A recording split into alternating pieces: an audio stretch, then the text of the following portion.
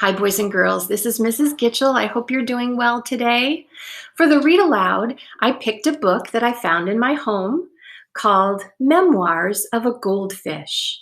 And a memoir is a story that you write about your own life. This book is written from the perspective of this goldfish right here and about his life swimming around in a bowl. So you're going to hear the words I being used in this story because he is telling the story, his memoir of his life. The book is written by Devin Celian and is illustrated by Tim Bowers. I hope you enjoy the story. Memoirs of a Goldfish.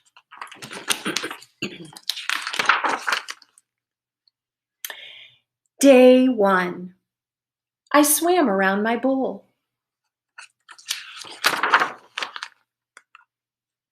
Day 2.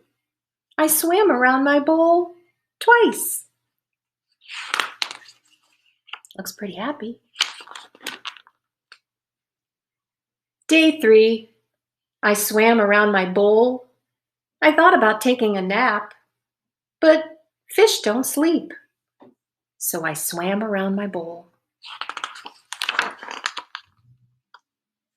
Day 4. I got some company today. I don't like the looks of him one bit. He doesn't say anything. He just bubbles.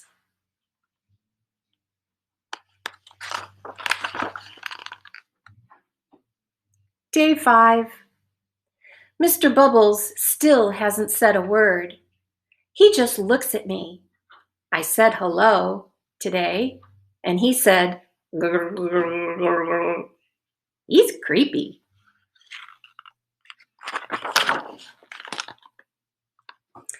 Day 6. Today my bowl looks like a garden.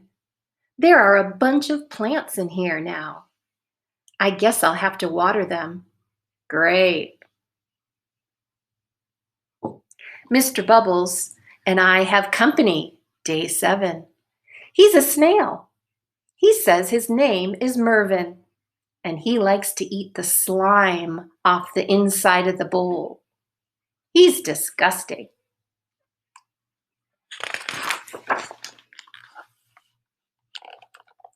Day 8. Things are getting very crowded. While watering the plants, I met a crab named Fred. I offered him my fin, and he nearly bit it off. Even Mr. Bubbles is afraid of him.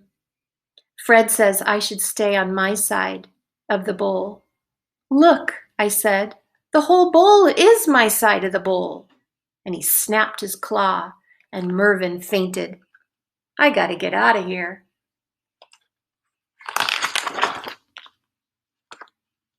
Day 9. That does it. My bowl now contains a sunken pirate ship, 2 guppies named Rhoda and Clark, and an angelfish named Cha-Cha, who says she's from Hollywood. I can't turn around without bumping into something. At least Mervin is happy. There's more gunk on the side of the bowl every day.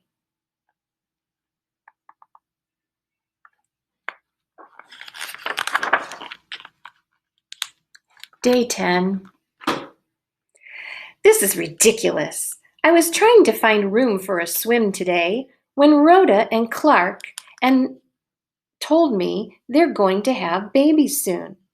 Like there's room for that. Fred knocked Mr. Bubbles over, and he became tangled in the plants. Cha-Cha said she couldn't help with Mr. Bubbles, but needed me to apply her sunscreen. The sides of the bowl are covered in slime, and Mervin says he's too full to eat anymore anyway. Yuck.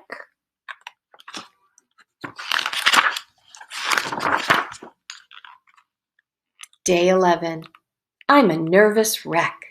Trying to avoid Fred, I turned around quickly this morning and came face to face with my reflection in a mirror. I nearly jumped out of my gills. I don't even look like myself anymore. I need to relax. Day 12. I've had it.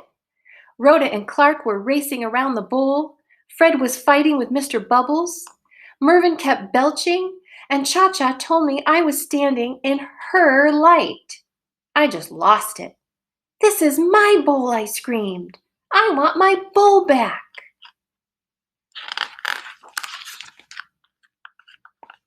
Day 13. Today I got my wish. Sort of. With a whoosh and a splash and a clank and a plunge, I was suddenly in a very tiny bowl of clear, pure water. Ah! It was small, but it was all mine. It was heavenly. I swam around my new bowl twice. But I started to wonder what had happened to everyone. When I last saw Mr. Bubbles, he was tangled in green. Who would help him? Poor Mervyn was probably sick as a dogfish. He needs me. Cha-Cha will get a sunburn without me around. And what about Rhoda and Clark?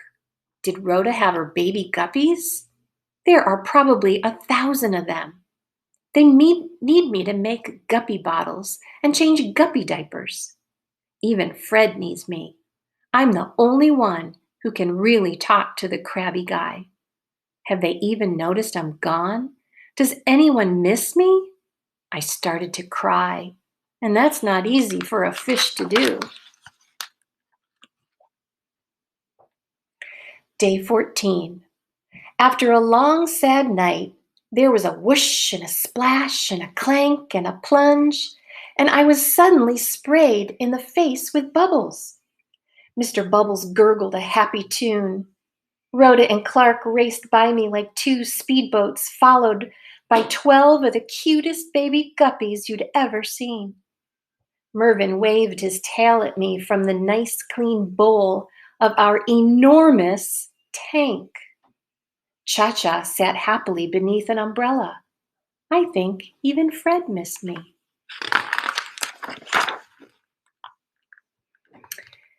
We were all back together, and I looked around and realized I was part of a big family. I guess I must have smiled because Clark said, "You look happy." I wanted to see for myself. "Where's the mirror?" I asked. "What mirror?" asked Clark. "We don't have a mirror," said Fred. "No mirror? No wonder I didn't look like myself. It wasn't me I was seeing." Her name is Gracie, and she's the color of a fresh tangerine. She's a Pisces just like me, and today we're going to swim around the tank together. Twice. I hope you enjoyed the story today. Take a minute and just be kind to each other. Go give somebody in your house a hug. Tell them how much you appreciate them. And I promise you they'll hug you right back. I'll see you next time.